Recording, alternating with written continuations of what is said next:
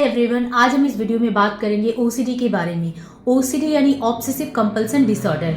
Obsessive compulsion disorder में इंसान परेशान हो जाता है, वो एक ही एक्शन को रिपीटेटिवली करता है और वो उससे फिजिकल या मेंटल कंपल्सन करता है। इस वीडियो में आज हम सोल्यूशन की भी बात करेंगे। प्लीज़ इस वीडियो को पूरा देखिए और इसे हो पाए तो शेयर करिए। ओसीडी में सबसे पहले क्या होता है, आपकी थॉट्स आती हैं और वो जो थॉट्स होती हैं वो रेपिटेटिव होती हैं। एक ही चीज़ के बारे में बार बार एक ही थॉट आती रहती है और वो थॉट्स जो आती है उससे फीलिंग बनती है। वो फीलिंग जो होती है वो बहुत स्ट्रांग होती है। वो इतनी स्ट्रांग होती है कि हमारे मन में डर कर देती है, हमें ऐसा कर देती है कि यही जो फीलिंग है, यही जो थॉट है वो बार बार आएगी और इससे हम कंपल्सन करने को मजबूर हो जाते हैं।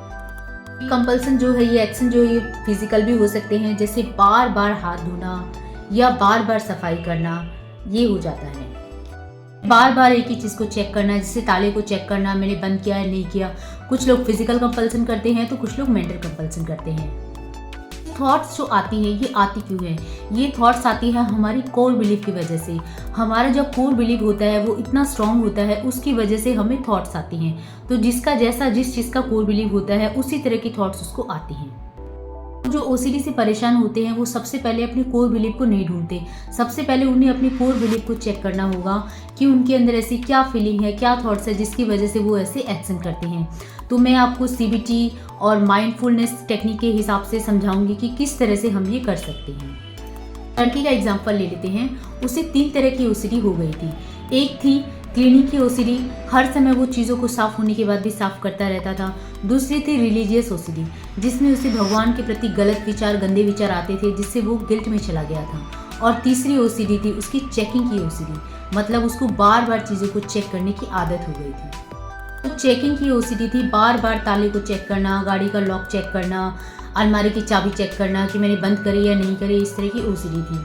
और जब उसको रिलीजियस ओसीडी हुई, उसमें देवी के प्रति उसके मन में गंदे विचार आते थे, गंदी इमेजेस आती थी, जिसके लिए वो इतनी गिल्ट से भर गया कि उसको साफ सफाई करने की आदत हो गई कि मेरे मन में गलत थॉट्स आ रही है, इसका मतलब मेरे मन में कुछ गंदगी है।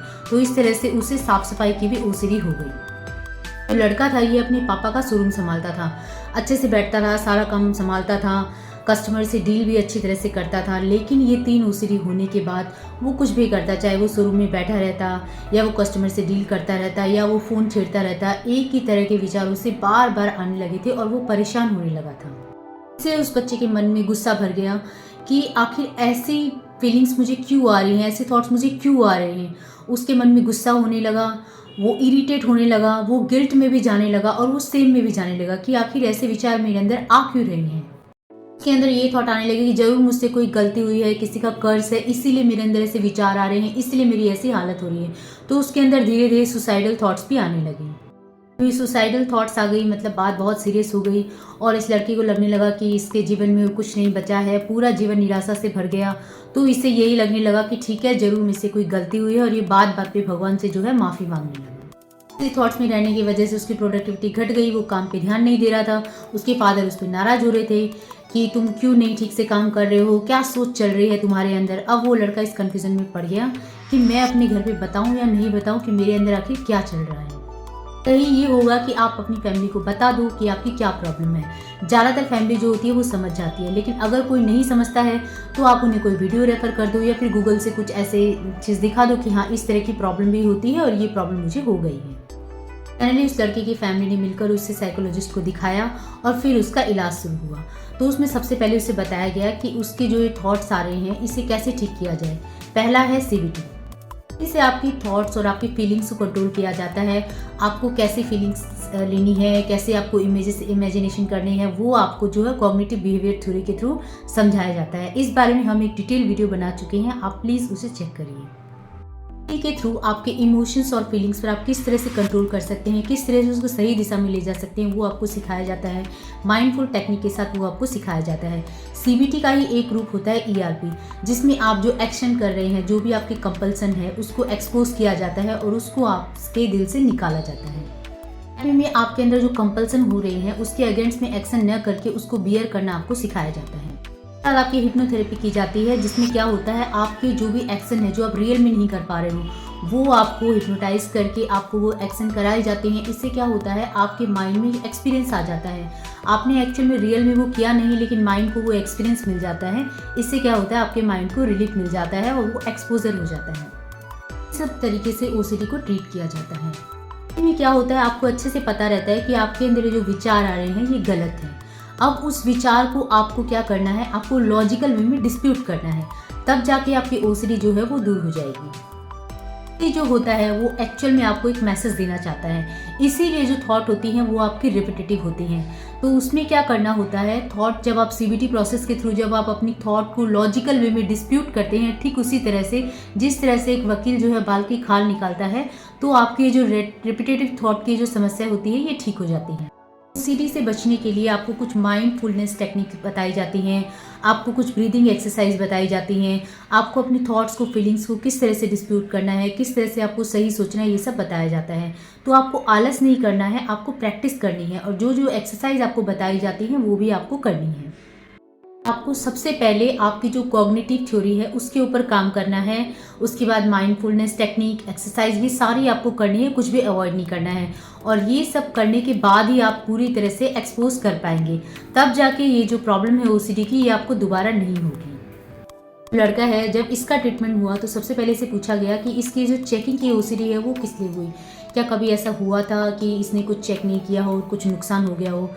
तो उस लड़के ने बहुत याद करके बताया कि जब वो छोटा था, 12 साल का था, उस टाइम में ऐसा कुछ हुआ था कि उससे अलमारी खुली रह गई थी और घर में जो मेड थे उसने कुछ चोरी कर लिया था, कुछ गलतफहमी हो गई थी, तो इसकी वजह से उसे बहुत मार पड़ी थी। तो उस चीज़ का डर जो है इसके अंदर रह गया। इसके अलावा ये अपने फादर को देखता था, वो हमेशा चीज़ों को इस तरह से चेक करके देखते थे। तो ये सब चीज़ें जो है इसके माइंड में जो मेमोरी थी वो बचपन से ही थी। टीजीएस ओसीडी के लिए इससे पूछा गया कि उसकी क्या वजह थी, तो इसने याद करके बताया कि बचपन में ऐसे कुछ इंसिडेंट हुई थी, इनके घर में बहुत बड़ा लॉस हो गया था, जिसकी वजह से घर के जितने भी लोग थे वो सभी ने बोला कि भगवान ने हमारे साथ क्या कर दिया, और वो भगवान को कोसने लगे। और ये तो बच्चा था, इसने जैसा देखा वैसा ही किया। इसने भी क्या किया, भगवान को बहुत कोसा, भगवान को बहुत भला बुरा कहा, और उसकी वजह से इसके मन में थोड़ी सी गिल्ट हो गई थी। प्लस कि इसकी जो है चाइल्ड एब्यूजिंग भी हुई थी। तो ये दोनों चीज़ें मिला के जब बाद में ये जब बड़ा हुआ तो इसके रिलीजियस ओसीडी भी आ गई। की ओसीडी इसे इसलिए हुई क्योंकि इसके घर में जो है साफ़ सफाई पे बहुत ज़्यादा ध्यान दिया जाता, हर चीज़ों को साफ़ कर करके यूज़ किया जाता था, कोई भी चीज़ में धूल नहीं जमने देते थे। और घर में नॉर्मली हर घर में ये माना जाता है कि साफ़ सफाई नहीं होगी तो बरकत नहीं होगा। तो इसके घर में ये कुछ ज़्यादा ही सीरियसली था। और प्लस जब इसे कुछ गंदे विचार आ रहे थे तो इसने यही सोचा कि ये सब जो विचार आ रहे हैं ये मेरे घर की जो गंदगी है उसकी वजह से आ रहे हैं। तो इसलिए इसकी साफ़ सफाई की ओसीडी जो थी वो बढ़ गई थी।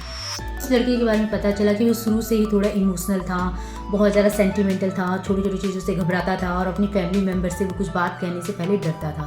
तो ये सारी चीज़ों ने भी उसकी ओसीडी को जैसे उसके जितने भी कोर बिलीफ थे उसके ऊपर काम किया गया, और उसके जो बिलीफ थे उसको रिजॉल्व किया गया, उसको हटाया गया, उसको पॉजिटिव थिंकिंग दी गई, उसकी थॉट्स को डिस्प्यूट किया गया, तब जाके उसने ओसीडी को ठीक किया। जी हमारे दिमाग में जो है वो न्यूरॉन्स है, खुले तार हैं।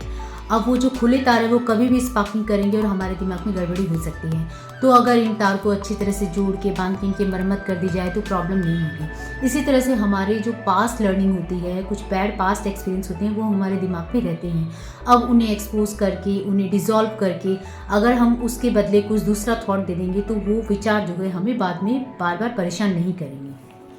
उस लड़के को पूरी तरह से तैयार करके फिर उसको एक्सपोज कराया गया, जैसे भगवान के सामने उसको खड़ा किया गया और बताया गया कि अब तुम अच्छा सोचो, अब तुम कुछ ऐसा सोचो, क्या वो रेपिटेटिव थॉट्स तुम्हारे अंदर आ रही हैं।